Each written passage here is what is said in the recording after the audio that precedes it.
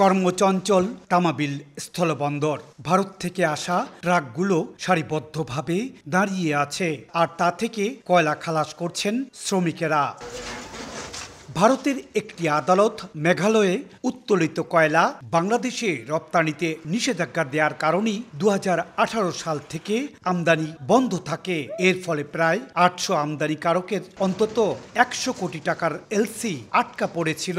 এতে আমদানিকারক ও শ্রমিকেরা দুর্দশায় পড়েন। তবে চলতি বছরের অক্টোবরের শেষে পুরোদমে কয়লা আমদানিতে স্বস্তিতে আমদানিকারক ও শ্রমিকেরা। কামকাজও বাড়ছে, সবকিছু বাড়ছে, আমরা রুজি রোজগার করতে পারি। আমরা চাচ্ছি সামনের দিকে যাতে এভাবে বর্ডার খোলা থাকে এবং আমরা কয়লা আমদানি করতে পারি। এদিকে তামাবিল স্থলবন্দরকে আরো গতিশীল করার লক্ষ্যে নতুন পরিকল্পনা গ্রহণের তাগিদ আমদানিকারকদের। আমদানি ব্যয়টা বেড়ে গেছে, যার কারণে আমাদের এখানে মনে করেন দেখা গেছে ব্যবসা বাণিজ্য বাটা পড়ে গেছে। ব্যবসায়ী যেহেতু বেড়েছে, সেই হিসাবে আমাদের সীমানা যদি বৃদ্ধি করা হয় তাহলে আমাদের আমদানি দ্বিগুণ করতে পারবো বলে আমরা আশা করি।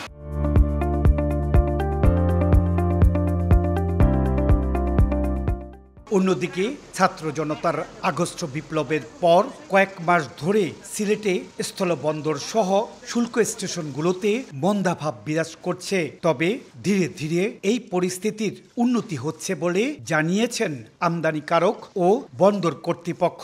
আপাতত ব্যবসা এখন মান্দা সিজন চলতেছে, তো আশা করি সামনে আমাদের অবশ্যই ভালো হবে। আগে যা ট্রাক আসতো তার চেয়ে একটু কম আসে, তবে এটা ধীরে ধীরে আবার ঠিক হয়ে যাবে। আমাদের ব্যবসায়িকরাও আবার সেট আপ হবে, সবকিছুই ঠিক হয়ে যাবে 1-2 মাসের মধ্যে। আগে তামাবিল স্থলবন্দরে প্রতিদিন অন্তত 2 থেকে 3 কোটি টাকা রাজস্ব আদায় হতো। বিগত 3 মাসে কমে তা গিয়ে দাঁড়িয়েছে 70 লাখ থেকে 1 কোটি টাকায়। দীর্ঘদিন বন্ধ থাকার পর ভারত থেকে কয়লা আমদানি শুরু হয়েছে।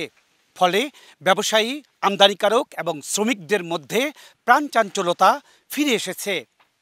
সিলেটের তামাবিল স্থলবন্দর থেকে ইকরামুল কবির, সময় সংবাদ।